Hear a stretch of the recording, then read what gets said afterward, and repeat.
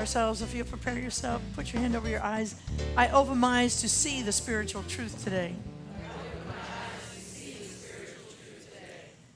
Open my ears. I open my ears to hear the spiritual truth today. Now, if you'll just put your hand over your heart and extend out your arms, I open my heart to receive the spiritual truth today. The spiritual truth that I'm working with today is that God can only do for us what God can do through us. God can only do for us what God can do through us. So if there's anybody in the church this morning that's waiting for one of God's children to do something for you, whether it's Jesus or Buddha or Lao Tzu or Ernest Holmes or Deepak Chopra or Don Miguel Ruiz or anybody else to do it for you, you might as well stop waiting. It's not going to happen. God can only do for us what God can do through us. And here's the thing. You all have done this. You have all let God work through you at times when maybe it even surprised you. Every time you give a smile to a stranger on a street who you see is hurting, that's letting God work through you. Every time you let a mean-spirited remark just go right on by without jumping into the fray and trying to do battle with it, you've just let God work through you. Every time you share your bounty with somebody, especially in those times when you're not even sure you have enough, but you take what you have and you see somebody who's in need and you help them with it, that's letting God work through you. Every time you stand up for yourself, when somebody else or yourself is trying to put you down, you're letting God work through you. Well, we are in a series in which we are looking for ways to increase how to gently let God work through us in our lives. And we're working with our home book called Science of Mind. I always say that preachers get to thump a Bible and I get to thump this book in January. Because in January we simply look at the first 4 chapters of what's in this book written by Ernest Holmes. And it's called The Science of Mind. We talked last week about why it's called The Science of Mind. We talked last week about who God is. The first chapter is called The Thing Itself, which is a word Ernest Holmes uses to describe God, the thing itself. There are lots of reasons he used such an offbeat term to describe God or Spirit or Allah or Elohim or the sacred grandmother tree or some of the more common ways we think of God. That's all in the bookstore if you want to look and hear about that.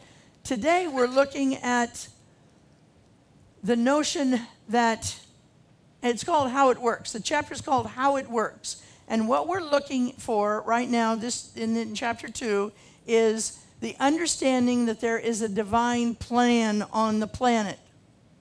And this divine plan is available to each and every one of us to work. It's a roadmap. See, it's not the kind of divine plan that says, some of you will grow up and be a doctor, Shirley, you'll grow up and be a doctor, and Joseph, you'll grow up and be an architect, and Sally, you'll grow up to be gay, and Myrtle, you'll grow up to be straight. It's not that kind of a divine plan. It doesn't do the specifics. It shows you how to create the life you want, which is so beautiful because God knows that we are always changing. Maybe we want to be an architect one year, and 5 years later we want to be a doctor or a mechanic or something else. We simply go back to the roadmap that teaches us how to be blissfully successful people in our life. And I'm not just talking about career success. I'm talking about success in families. Success in looking in the mirror and seeing how much you like yourself. That kind of success. It's all in the map. How many people here, don't raise your hand because I know you all have done it, but it's just my polite way of saying, we've all said this, I think, we've all said this thing that says, God, just show me what to do. Just show me. Just tell me what to do and I'll do it. Usually that comes after we've tried everything our own little beanie could think of to do, and it didn't work out, so then we revert back to, oh, God, I'll do it. Just show me. And God's saying, I did.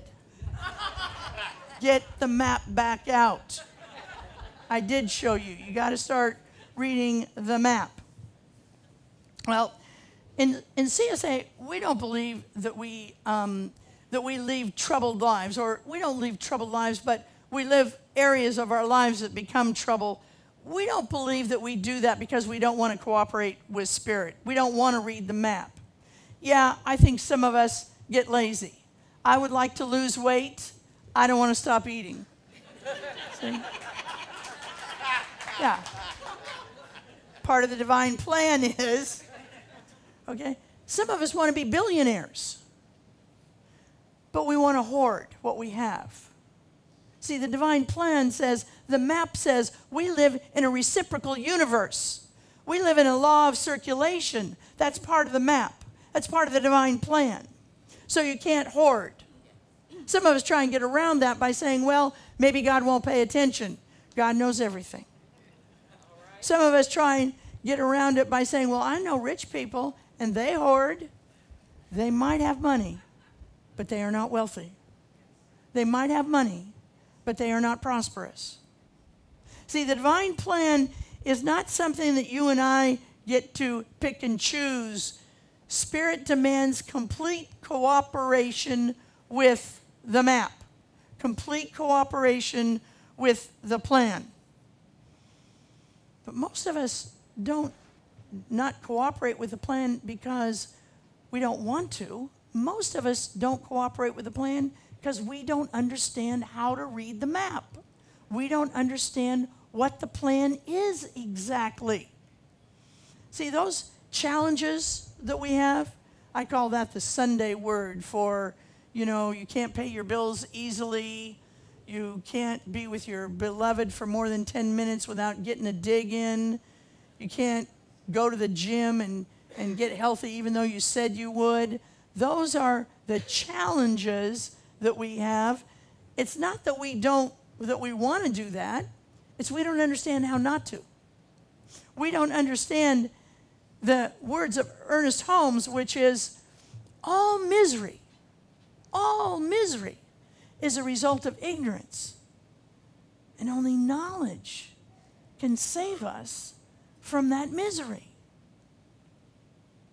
And it's the knowledge of the plan. It's the knowledge of the map that he's talking about. Last week we reminded ourselves that God is everywhere. Nobody gets left out. God's in the jails and God's in the corporate centers. God's in our exes. God's in our teens that we don't understand anymore. God is everywhere. And our work is to worship and to praise the essence of that God. We don't worry that we don't understand all of God. We can't even wrap our heads around all of God. But what we can know, we must. We must know how God's operating system works. We must understand that today's principle, God can only do for us what God can do through us, has to be carried out every single day. And when we do that, we stop blaming. When we get it, we get to get another look. Another way of saying God can only do for us what God can do through us is one I've been working with lately, and that is, I may not always get what I'm looking for, but I will always get what I'm looking from. We have to start looking from that presence of God that we actually are. That's part of the plan. If you want to restore a relationship, stop looking at the problem and start looking, as God does, at the solution. And only look at the solution. If you want to begin to have wealth in your health, begin to look at yourself as being healthy. When we begin to look from that place of God that is us, we begin to look with the qualities of God. Those qualities of compassion and wisdom and forgiveness and creativity and perseverance. I'm trying to write another book. And what I have realized is I have done everything I can think of to do instead of do that book. You ever done that? Where you have a project and you just bring out everything. You know? You clean closets you didn't even know you had. So you don't have to write the book. So I begin to look at the quality of God of perseverance that I know is within me and begin to look at that project in that light. If you're a note taker, here's the most important thing I'm going to say all day. Wait, I forgot to say something. One of the qualities of God is forgiveness, compassion, perseverance, creativity, wisdom. It is never righteousness. It is never, ever righteousness. So we have to stop looking at those areas of our lives that are challenges, that are troubled areas of our lives with righteousness. Whether it's to blame ourselves or anybody else. Because that is not an aspect of God. But if you're a note taker today, here's the most important thing I'm going to say all day. And that is that God has done God's job. Everything God is ever going to give you, God has already given you. The table has been set. And the Bible says, the table has been set in the presence of thine enemies. We know in religious science, we don't have any people enemies. We just have thought enemies. We have enemies called limitation. We have enemies called fear. We have enemies called stuck. Doesn't matter what those enemies are. The table has been set in the presence of thine enemies, and everything is on it. Everything that you could possibly want is on it. If you want more self-confidence in your life, it's on the table. If you want a better relationship with your beloved, it's on the table. If you want to reconnect with a family member, it's on the table. If you want to have a better health situation in your life, it's on the table. There is nothing that's not on the table. God has already given you everything God is going to give you.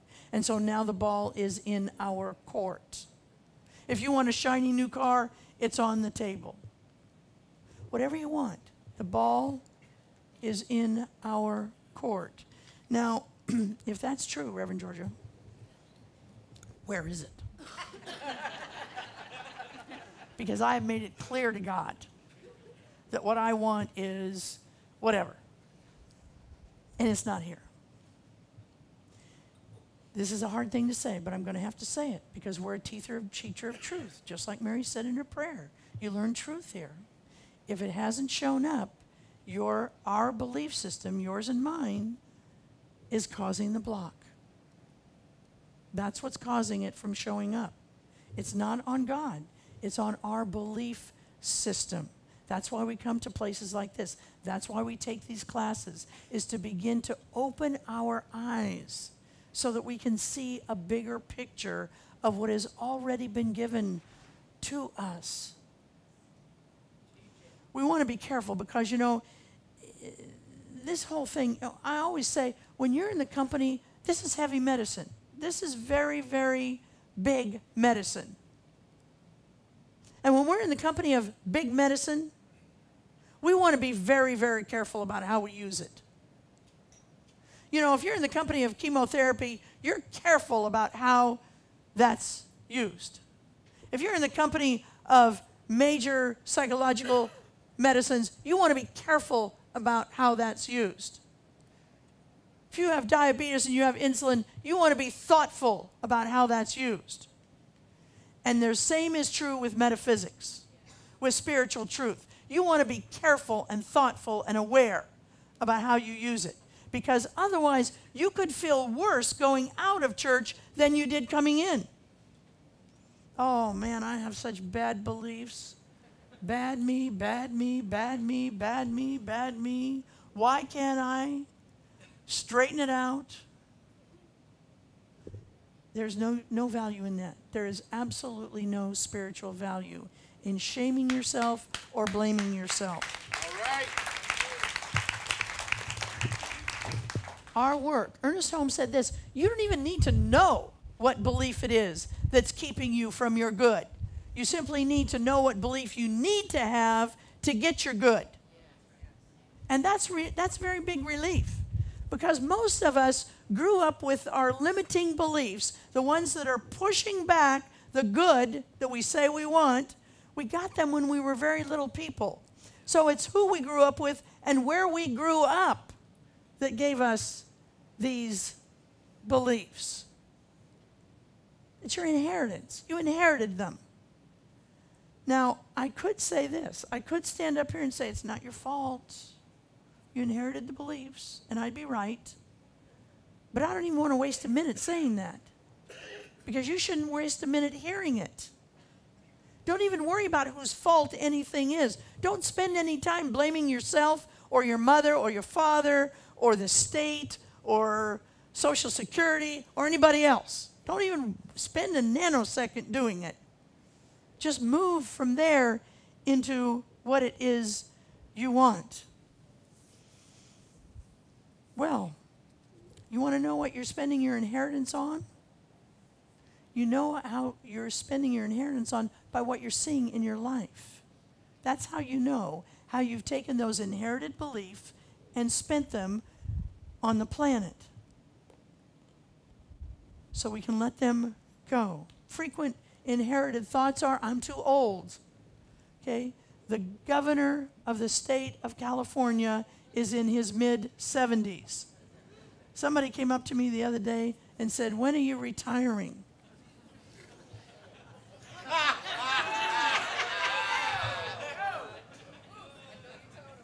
I used only my minister words. And that's a miracle. That's a miracle. Okay? That's an inherited belief. That's an inherited belief. Another inherited belief that we often have is, I didn't go to college. Ernest Holmes has changed people's lives. Thousands of people have changed their lives by changing their thinking and doing the work that Ernest Holmes has showed us how to do. He never went to college. Bill Gates never finished college. If you are a grown person here and you're clear you don't want to go to college, don't think you don't have a huge purpose on the planet to let God through, because you do. Now, I want everybody who wants to go to college. But don't let that be the reason that you don't do something that is powerful on the planet. Another inherited frequent belief is, I got a bad diagnosis. Okay, really? Diagnoses are just mathematics. That's all a diagnosis is mathematics. They've taken all the people who show symptoms like you, and they say, this is what's going to happen to you. You're not a number. You're a powerful child of God. Amen? You don't have to take that inherited belief and make it for you. Now, here is the thing. We want to be kind to ourselves. We want to always we walk a fine line here. We want to be firm with ourselves. It's our belief that's keeping our good from happening to us. And we want to be compassionate with ourselves so we don't walk around all beat up and beating ourselves up. So if you have an area of your life that is stuck, that is not being successful in whatever area it is, find a practitioner. We are map readers. We've learned how to read this map really well. Now, does that mean we have our stuff together? Believe me, no. Believe me, no. We see practitioners as well. Ministers see practitioners as well, because we know sometimes we lose our way. We lose where the map is taking us. But remember, this is a church that can support you in so many different ways. And one of them is to learn how to read the map. Because here's the thing. Whether your limiting beliefs are unique or whether they are common, it doesn't matter. You've got to unlock them. You've got to unhitch them from the door to get you into the table that's already been set. Chapter 2, which we're studying today, Ernest Holmes says, how much good can you demonstrate? And then he answers it, by as much as you can see and accept. That's how much good you can demonstrate. So the first thing is to start seeing it. And really seeing it. And being firm that whatever is happening to you right now is simply part of your journey onto success. Many of you have heard the story I've told a million times in this church, and I'd like to tell it because it's such a good, quick reminder of how much power we have over how we feel about our lives. And that's the story of Rogelio. Rogelio goes to, he's about 8 years old, and he goes to see his grandfather, and his grandfather buys him a plastic ball and a plastic bat. And one day, Rogelio's just about driving his grandfather up the wall, and so he says, go out and play with your ball and bat in the backyard. Rogelio goes out and plays with the ball and bat. He throws the ball up, he takes a swing and he misses. Throws the ball up, takes a swing and he misses. Throws the ball up, he takes a swing and he misses. His grandfather's watching this from the kitchen window, and he goes out and he says, honey, how you doing out here? And the kid says, oh, Poppy, I'm the greatest pitcher ever lived.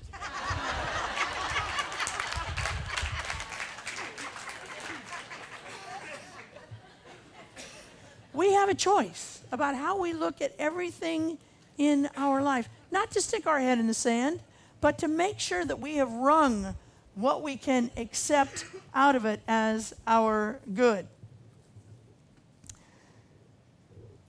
This isn't magic.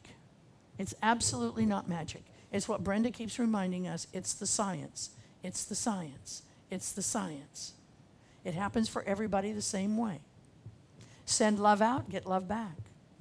The problem is we send love out and we only want it back from Jim or Jane or Sally. And if it comes from Phil or whatever, oh, I didn't get any love. No, you got plenty of love.